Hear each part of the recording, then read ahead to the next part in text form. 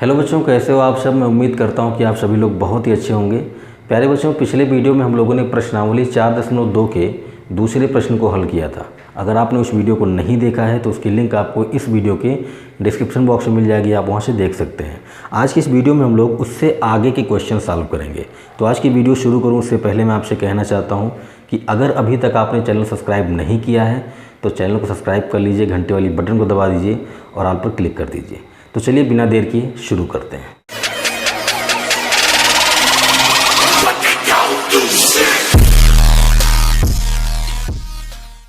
प्यारे बच्चों, बात करते हैं तीसरे प्रश्न की। तीसरा प्रश्न कह रहा है कि ऐसी दो संख्याएं ज्ञात कीजिए जिनका योग 27 हो और गुणनफल 182 हो। आपको दो संख्याएं ज्ञात करनी हैं।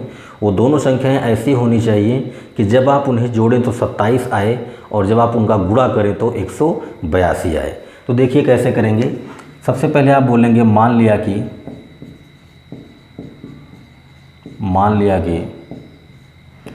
पहली संख्या x है, पहली संख्या x है और दूसरी संख्या,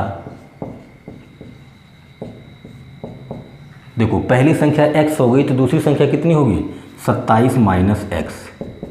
अब आप सोच रहे होंगे कि दूसरी संख्या 27 माइनस x कैसे आई।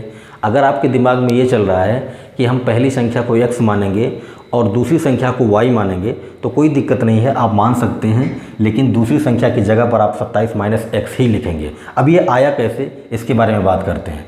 आपने कहा कि पहली संख्या हमने x मान लिया और दूसरी संख्या हमने y मान लिया, ठीक। क्वेश्चन में कहा है कि जो दोनों संख्याएं होंगी उनको जब आप जोड़ेंगे तो कितना आएगा 27 आएगा।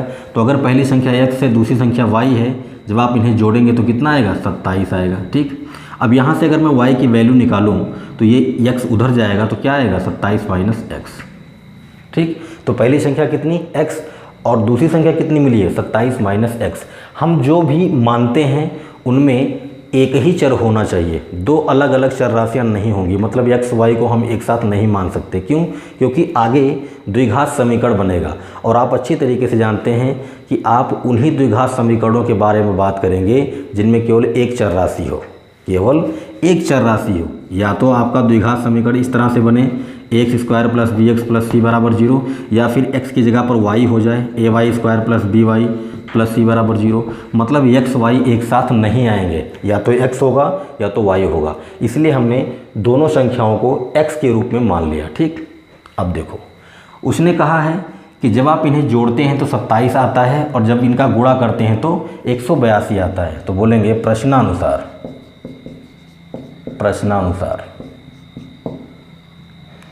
पहली संख्या x हो गई और दूसरी संख्या कितनी है 27 माइनस x। जब आप इनका गुणा करेंगे तो कितना आएगा 182 आएगा, ठीक। और आप जोड़कर देख सकते हैं, जब आप इन दोनों को जोड़ेंगे तो 27 आएगा। देखो पहली संख्या कितनी है x और दूसरी कितनी है 27 माइनस x।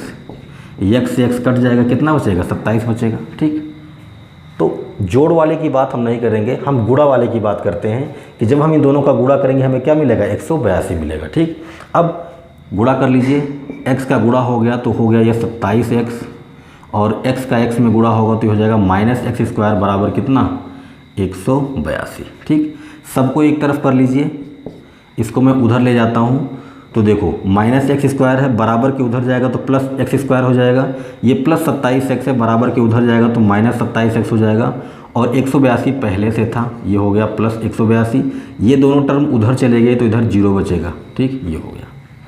अब ये आपको द्विघात समीकरण मिल गया है। अब इसे हम हल करेंगे तो हमें x का मान मिल जाएगा, ठीक। तो हल करते हैं। आपको अच्छी तरह से पता है कि द्विघात समीकरण हल करने के लिए हम लोग क्या करते हैं, यहाँ पर देखो e की जगह पर 1 है और c की जगह पर कितना है 182 है।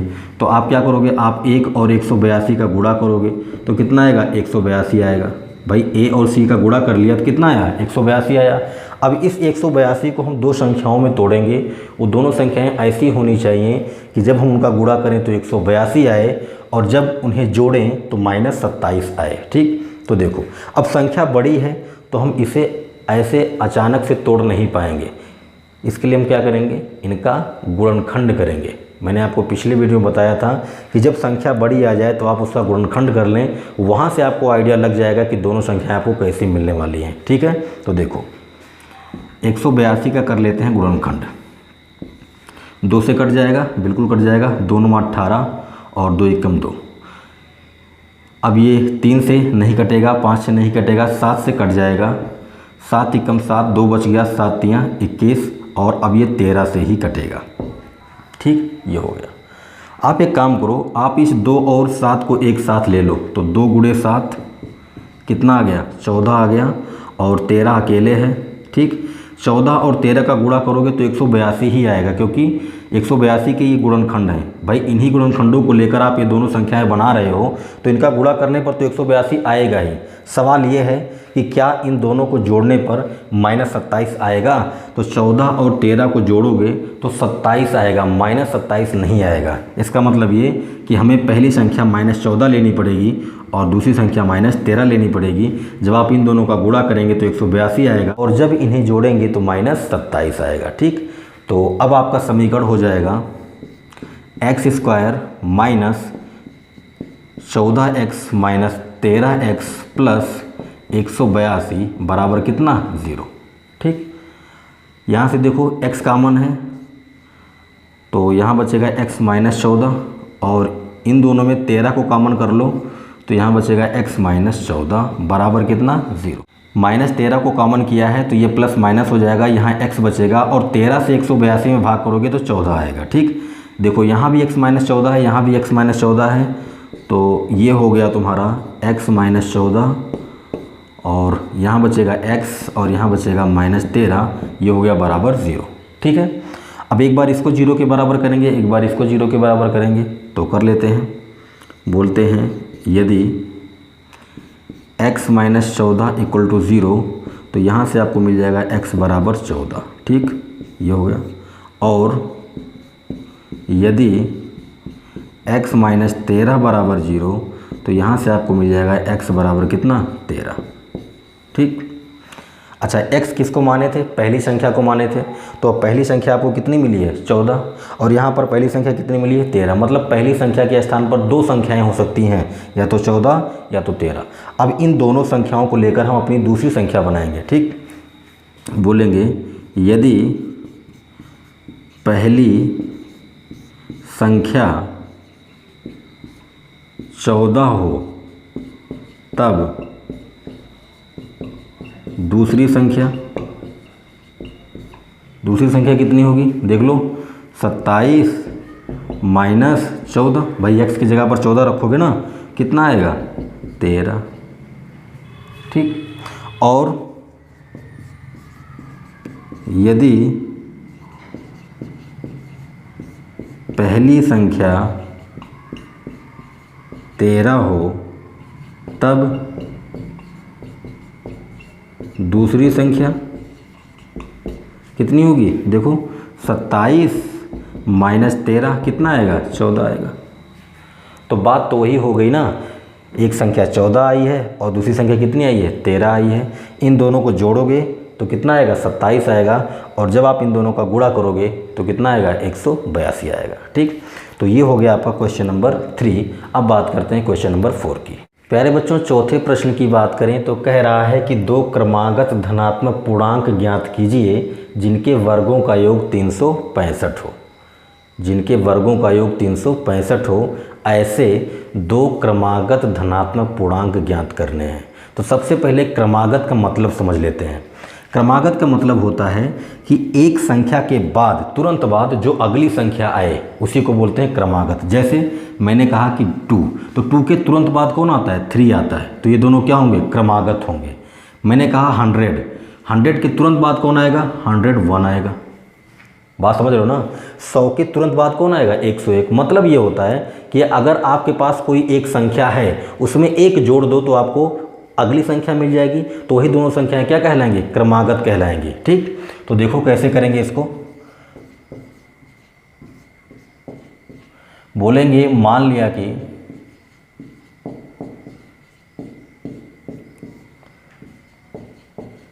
पहला पूर्णांक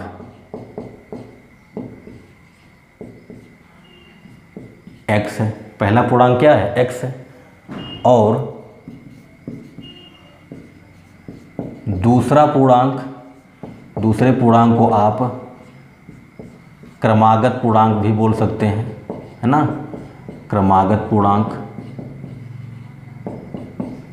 कितना है x+1। भाई सीधी सी बात है, अगर पहला पूर्णांक x है तो अगला पूर्णांक क्या होगा x+1। क्यों? क्योंकि ये दोनों क्रमागत हैं। ठीक, अब कह रहा है कि इनके वर्गों का योग कितना है 365 है, तो आप बोलोगे प्रश्नानुसार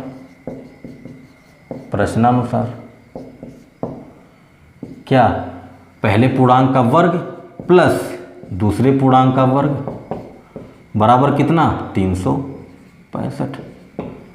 बात आई समझ में? भाई दोनों पूर्णांकों के वर्गों का योग कितना है 365 है, तो पहले पूर्णांक का वर्ग कर दिया, दूसरे पूर्णांक का वर्ग कर दिया, दोनों को जोड़ दिया, कितना आएगा ये 365 आएगा।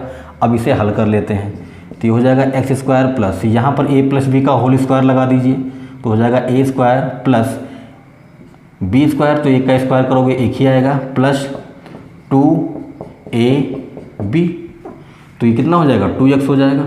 ठीक, बराबर कितना 365। ठीक, देखो x² कितना हो गया 2x², ठीक, plus 2x plus 1 equal to कितना 365। 365 को इधर लाओ, तो ये हो जाएगा 2x² प्लस 2x। ठीक है, ये इधर आएगा तो प्लस हो जाएगा -365 इक्वल टू कितना 0। तो ये हो गया तुम्हारा 2x² प्लस 2x। देखो 365 माइनस है और एक प्लस है तो घट जाएगा, कितना आएगा -364 बराबर कितना 0। देखो इसमें दो कॉमन है, कॉमन कर लो, 2 को कॉमन करोगे तो यहाँ बचेगा x², यहाँ बचेगा x, और 2 से इसमें भाग करोगे 2 एकम 2, 2 8 16 और 2 दूना 4 बराबर कितना 0। भाई 2 से 364 में भाग करोगे 182 आएगा। क्यों? क्योंकि मैंने 2 कॉमन कर लिया। अब ये 2 चला जाएगा उधर तो हो जाएगा 0, तो आपके पास बचेगा x² प्लस x माइनस 182 बराबर कितना 0।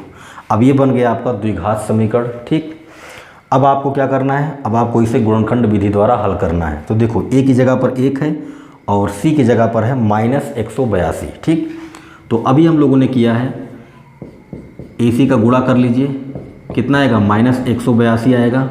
182 के 2 फैक्टर कीजिए, वो दोनों फैक्टर ऐसे होने चाहिए कि जब आप उनका गुणा करो तो -182 आए, और जब जोड़ो तो देखो यहाँ कितना है 1 है, जब जोड़ो तो +1 आए। तो अभी हम लोगों ने किया था, जब यहाँ पर केवल 182 था तो हमें 2 फैक्टर मिले थे 14 और 13। ठीक, लेकिन यहाँ पर माइनस है तो हम कह देते हैं कि हमारे पास एक संख्या है 14 और दूसरी कितनी है -13। जब आप इन दोनों का गुणा करेंगे तो -182 आएगा, और जब आप इन्हें जोड़ेंगे तो कितना आएगा देख लो 1 आएगा।